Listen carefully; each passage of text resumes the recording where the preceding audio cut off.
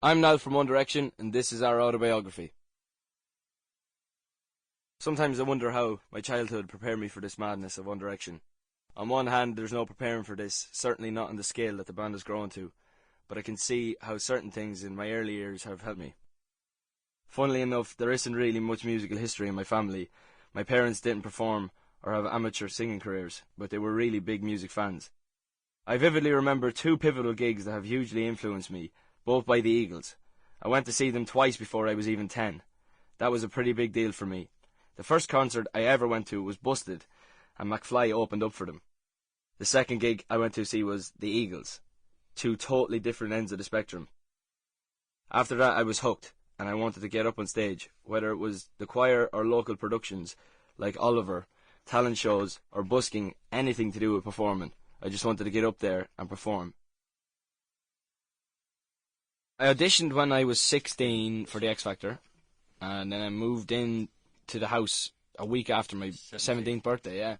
So kind of, as the band was being put together, I was like 16, yeah. The live shows, I was 17. You know, as people know, you know, my childhood was cut short by the X Factor because, you know, One Direction took off and I never really got the chance to finish school or do my exams or anything like that.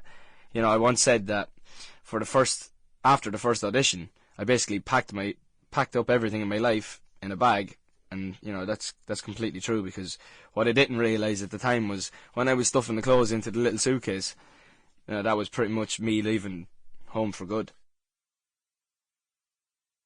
The first 6 months of One Direction was just really nuts.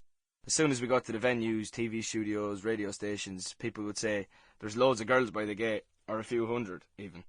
So we'd go out, chat with them, and try to meet as many as possible. In a pretty short space of time, though, the numbers grew and grew, and people started saying there are a few thousand outside. When we were on the X Factor, we all thought it was hard work, and it was, to be fair. But as soon as we left the show to go out there on our own, the work rate just went mad, total crazy. We were being shepherded around all over the place, and everyone wanted a bit of us. I don't mind admitting that a part of me was thinking, right, you have 6 months to do as much as you can. Chances are it's all going to be over after that. I think that probably a realistic way to be, and certainly meant that we never really slucked off or took any opportunity for granted. Obviously we managed to last a little longer than 6 months and we've got a good bit of success, but back then we didn't really know if each gig might be our last. Our first single didn't come out until September after the X Factor. So in the 9 months before that, we basically slugged it out in the back of a Mercedes van, in and out of hotels, the X Factor tour, time in the studio, radio stations, video shoots, doing photo shoots. We brought a book out, did loads of signings. We must have done every teen magazine on planet Earth before then. The band's horizon seemed to be getting bigger and bigger every day. Sitting here looking back, it's actually hard to think of everything that went on. It's honestly so difficult to remember because it feels like it was just yesterday, but also it was such a blur. It was really noticeable how all of us got along so quickly. We always had a good laugh, and the relationship between the 5 lads in the band just kind of happened. We spent every single day with each other and never really fell out.